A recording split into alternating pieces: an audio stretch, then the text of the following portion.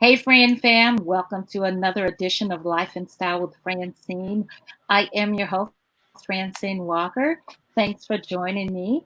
My guest today is a Detroit based artist. She's going to talk about her influences, some of the things that she has done to maintain her gift as an artist. Please join me in welcoming Adwoa Muwzea. Hey, Adwoa. Hi, nice to be here. Thank you for asking me.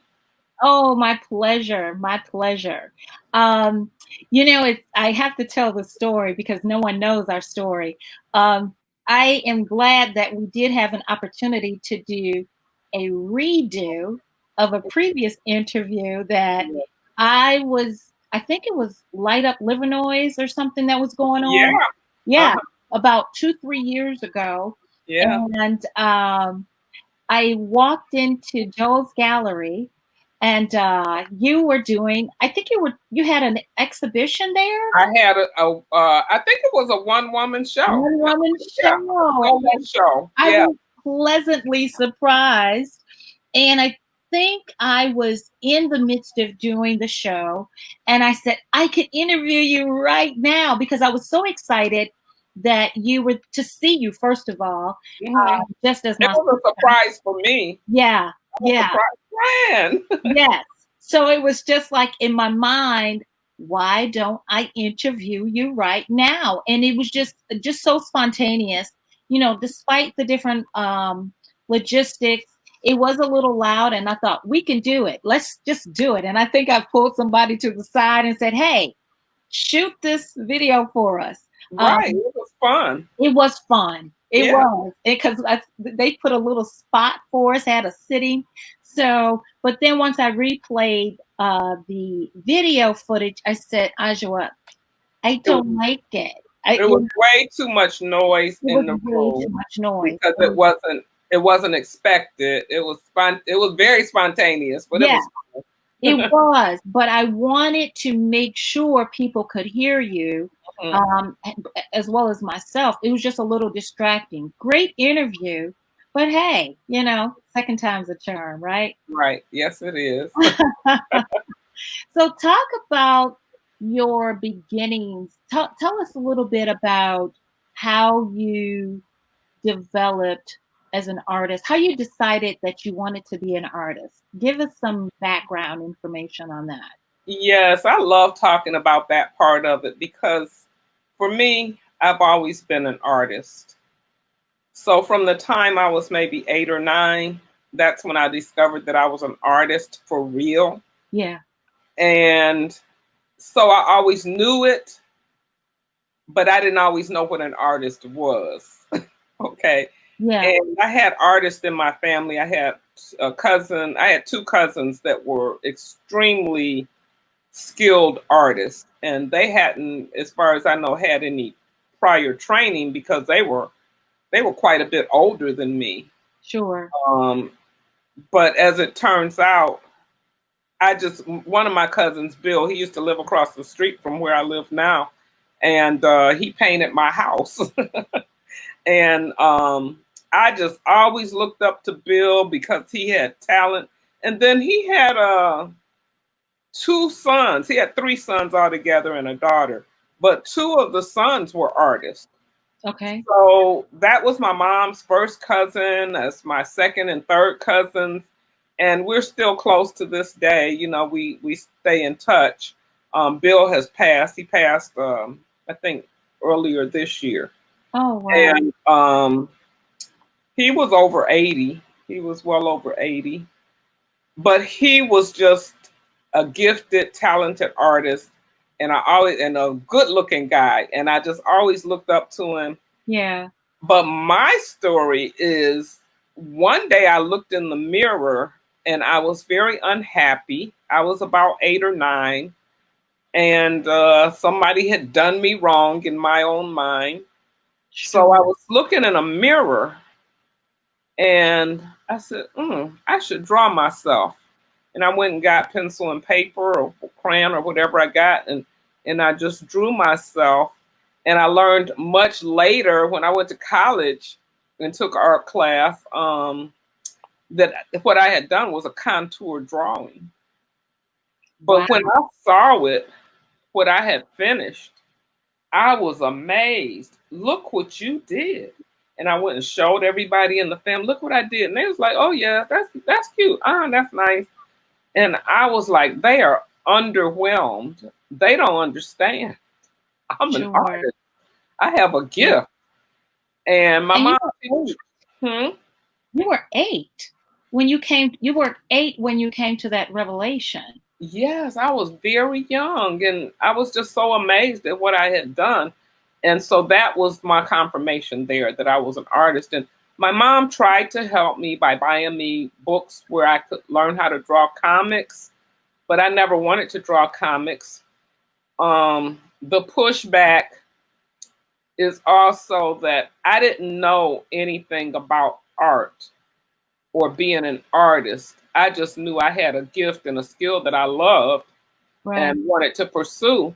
So I was almost elderly when I found out the name of what I wanted to do. I always wanted to be an illustrator, Okay.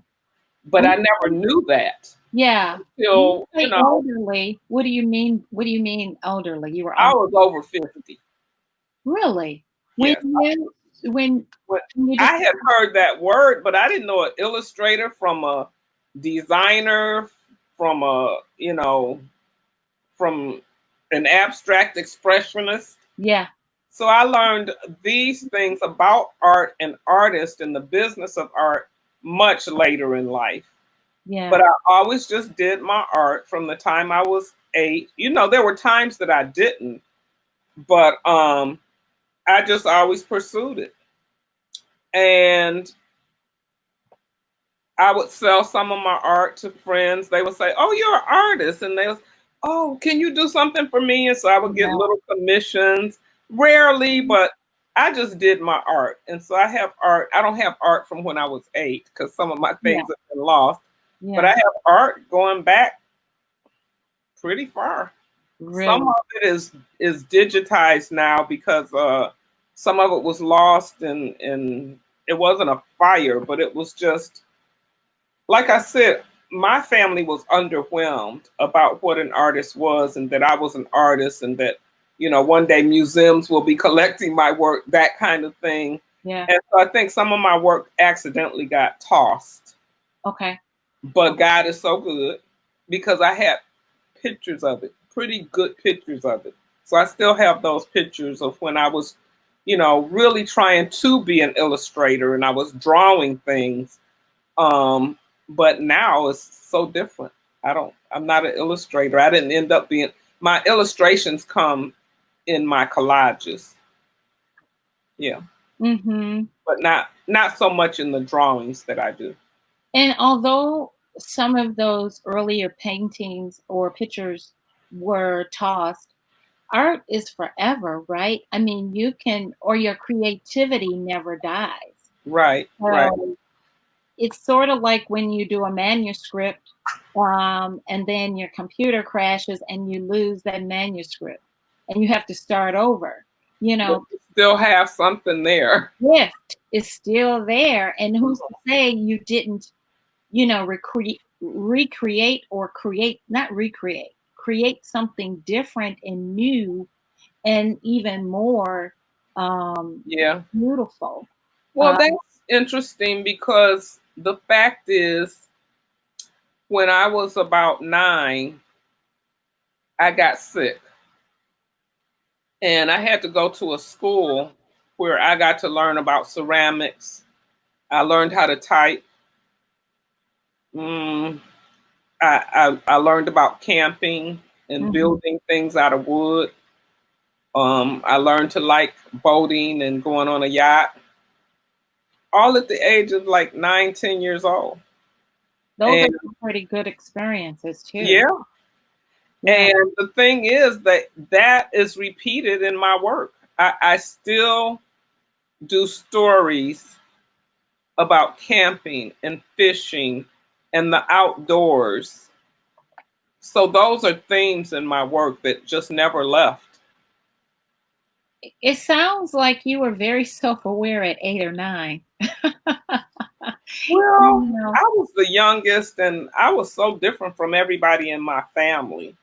I had three sisters and a brother, and of Hmm. course, I grew up with both my parents in the house. But we were poor, and we didn't exactly know we were poor because we lived in a big, fine house in Indian Village. But we were Yeah. poor, and we didn't have a lot. We just had been blessed, and so nobody in my family was an artist or pursued art or writing or I don't know. Yeah. Nobody really nobody really knew that they were artists because I found out much later in life too that one of my sisters, she could draw better than me, but she never pursued it, and she took hers into doing some fashions and designs. Yeah. And the other sister, she did languages, and the other sister, she I don't know, she was a great mom, Right. Yeah. but I was Which an is an artist. art. Parenting is definitely an art. Maybe Yeah, not, maybe no paintbrushes or, you know, pencils, but it's definitely an art. So yeah. you, while you did recognize at a young age that you were an artist, uh, you proceeded to uh, indulge that gift. Did you decide um, to become an artist, or did you take a different route? Because what's your background? What's your educational background? Well, I didn't take art classes until I got a bachelor's degree in journalism Okay. because I was also a writer. At that time that I got sick when I was about 9, I had to be out of school for like two uh like half the semester, Mhm. and also for 2 years after that I was in school, but I was in a special school, and that's where I had all these privileges to learn how to type and make ceramics, and I Sure. learned how to sew, all these things. All the fun Um, classes. yeah, and the thing is, when I grew up, I don't know, my family, nobody told me to go to college or to apply for this. Or I just began to realize in 6 months, you're going to be out of school. You don't have a job. You probably need to go to college. And since I was the youngest, my example was that all of my sisters had gone to college, and my brother too. Mhm. And so I just registered and I said, well, what am I going to take? Well, I tried because I teach now. I took the book and read the book to see what could I be. And the things I was Wow. interested in, I read everything I would have to take. Mhm. And so that's how I decided to be a journalist, because when I was sick, I was in the hospital for like maybe 2 months. Sure. And so that's where I started writing, and I always started writing after that. And so I like to write. I said, well, I can be a journalist because I'm really bad at fiction. So I Yeah. have to do something Yeah. practical, but also something that I like. I'm so practical. I like reality. I like actualities, and so it was a perfect fit. And I went to Wayne State, so it was absolutely great training in terms Yeah. of developing my writing skills. Go Tartars. Yeah, I, Wayne State is definitely a good school. That's where I came from as well. mhm. It's a good school, and I'm not just saying that. So you you decide that you don't tell story. You can't tell. You know, you're not great at fiction, but you're great at journalism, and yet you tell stories through your art. Yes, I think that I do. Can I show you something? Sure, absolutely, yeah. So this is one of my stories. It's called Fishing. Uh huh. It's a collage. Nice. And Now, this, how did you create that, Adwoa? well, I'm because I'm weird. I take tiny pieces of paper, Yeah.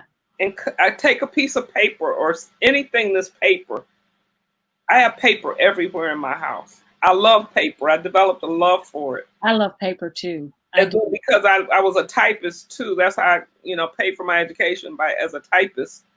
Um, so I have things that I've written, and I have everything is paper.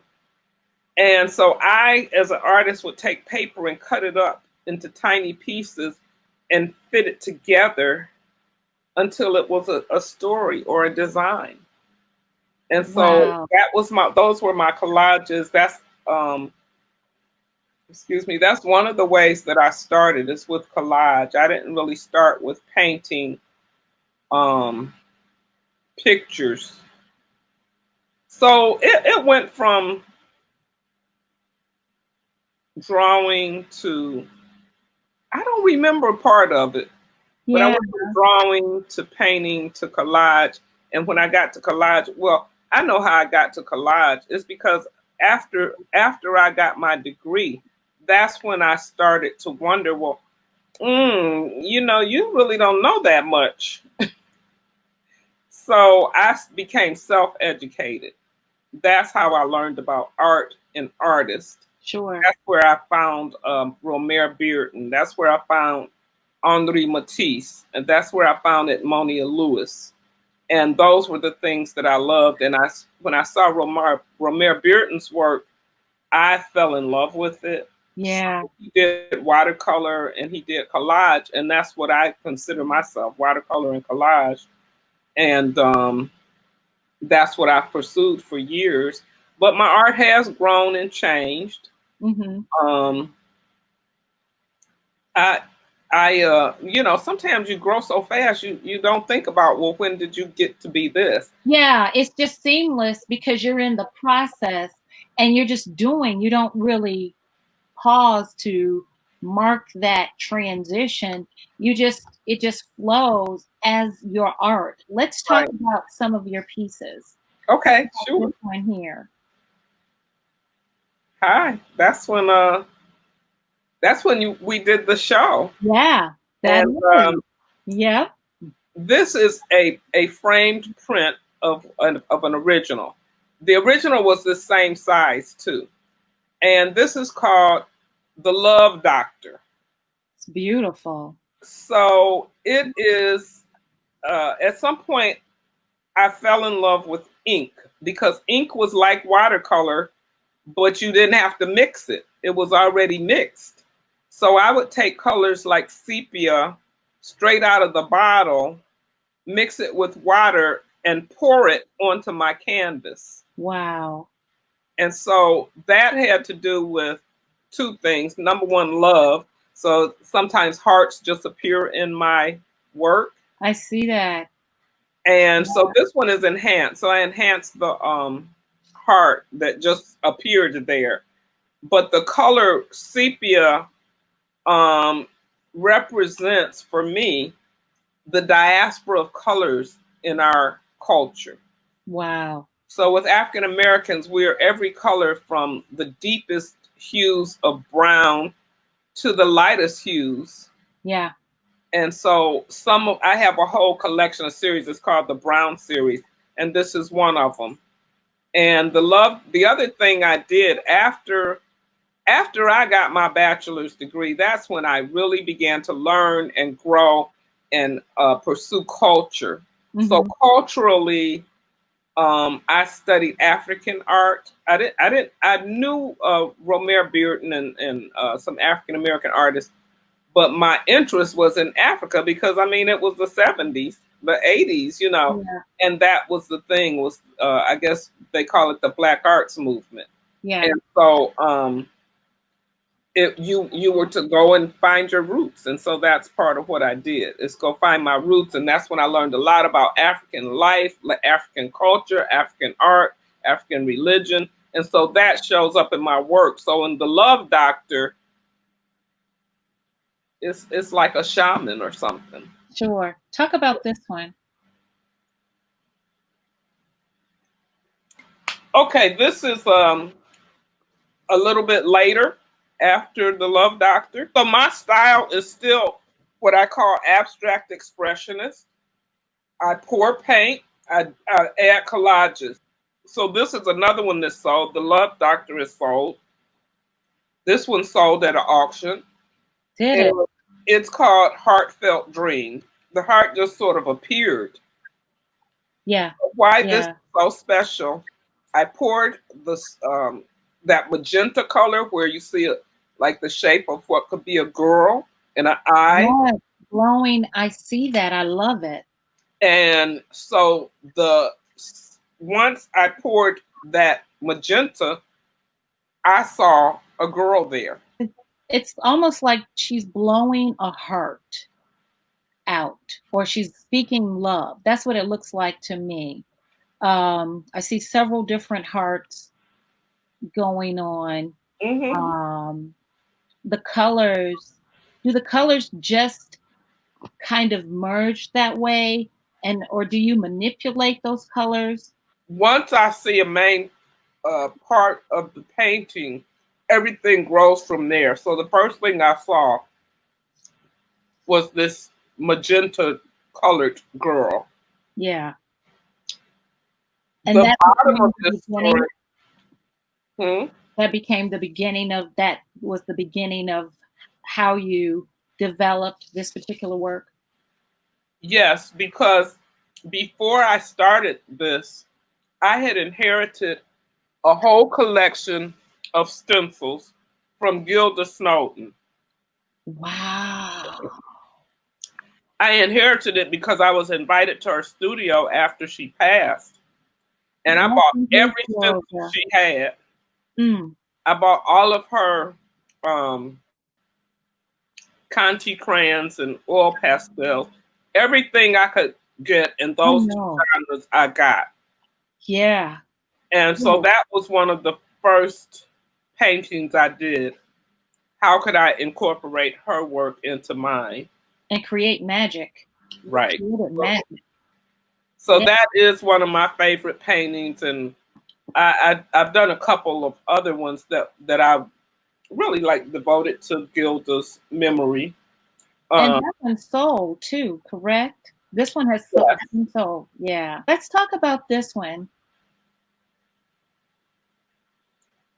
this is another one of my favorites. It's called Village Dance. Yeah. So again, it goes back to the idea of the African village. Again, I'm an abstract expressionist. Yeah. And so abstract expressionism is you just start doing something and then you might develop whatever you see once you and for one thing I'm using that color sepia. Yeah. Um and you see the different shades of brown. But what I saw was this dancer in the center. In the pink. Yeah, Yeah. and I couldn't figure out how to. You can't see the mother figure. There's a mother figure that she's dancing for. You can't see it in this photograph, Sure. but it's sort of where that spotlight is. Yeah. But Um, it just started to be the central figure. How could I bring her out? And that's where I added the pink. And I needed some balance to it. So on the, I guess you would say the left side, those could be flowers or those could be people or an audience. it looks like confetti to me. So that's what it looks like. But again, it's up to the interpreter, right? To Yes.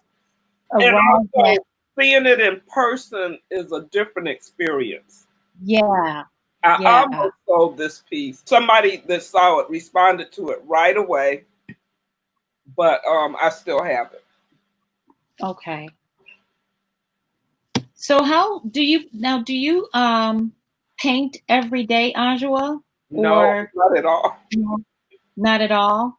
No, and I try to tell young people who are interested in art, number one, do your work. You have to do your work, which is to paint, to draw, but it's a lot of things that go into the work besides Yeah. actually creating.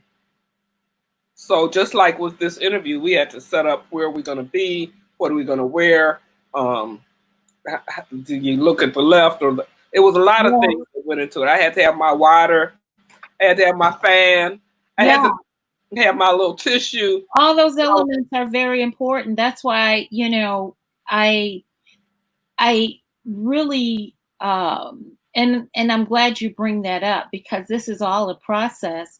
And I remember, because we had to make sure, okay, you see that, you got this, so that we understand that this production is my work of art.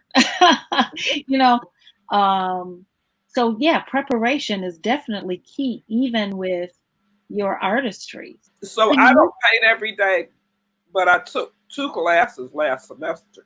oh, you did? So I do take classes.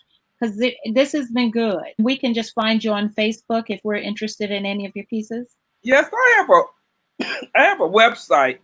Okay, Maybe you can put it up later. sure, I could do that.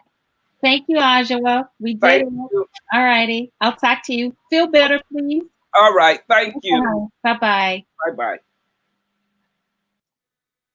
All right, guys, thank you for tuning in to another edition of Life and Style with Francyne. You can follow me at my personal Facebook page, Francyne Walker, or Life and Style with Francyne. So I do appreciate you for tuning in, and I will talk to you guys soon. Have a wonderful rest of the day, and I'll see you guys tomorrow.